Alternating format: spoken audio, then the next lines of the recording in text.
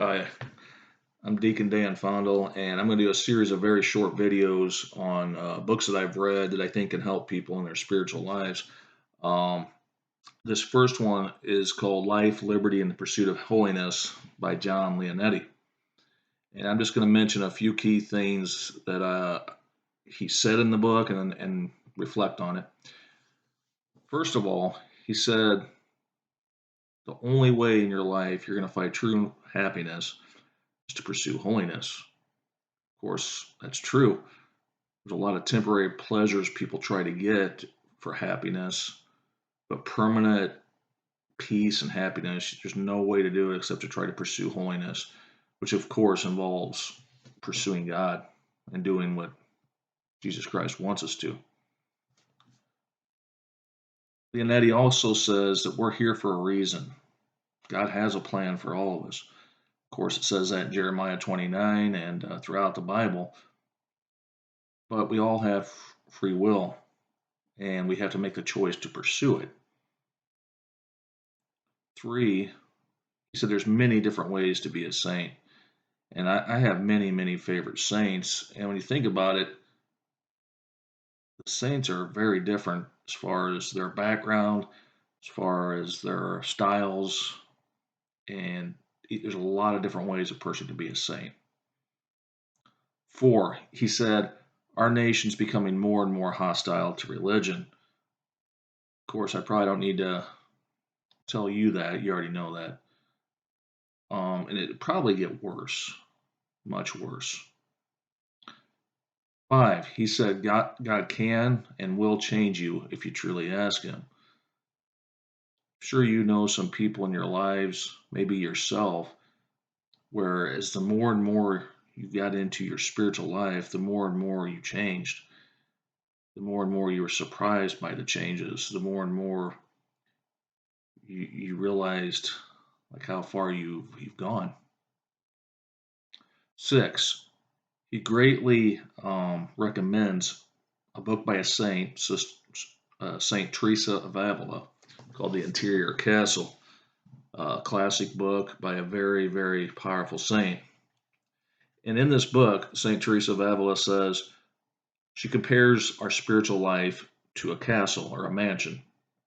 And she said there's 7 different rooms or 7 different mansions in this castle. Each one builds on the other. So we all start out, she said, in the first mansion. And all really that means in the first mansion or the first step in the spiritual life for many people is that you accept God. You believe in Him, you decide you want to try to lead a holy life and to get to know God better and to be a better Christian.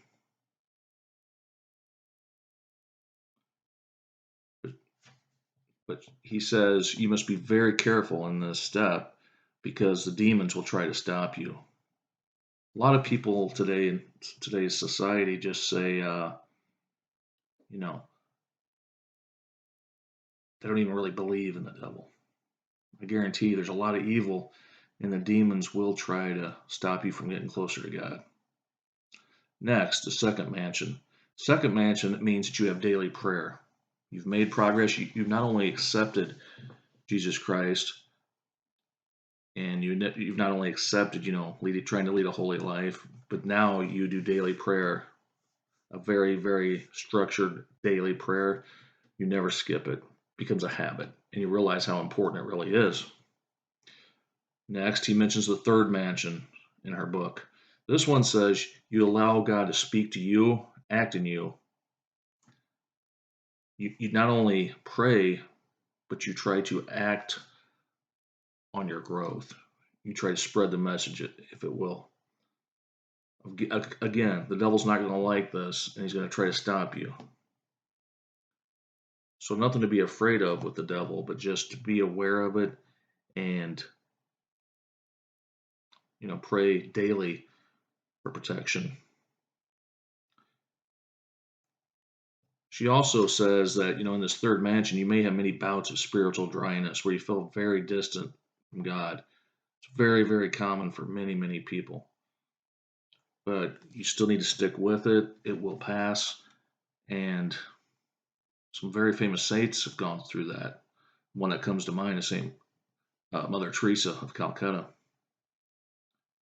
She also says that in this third mansion, keep asking God for humility. Realize that you're nothing without Christ and that all your strength comes from Christ.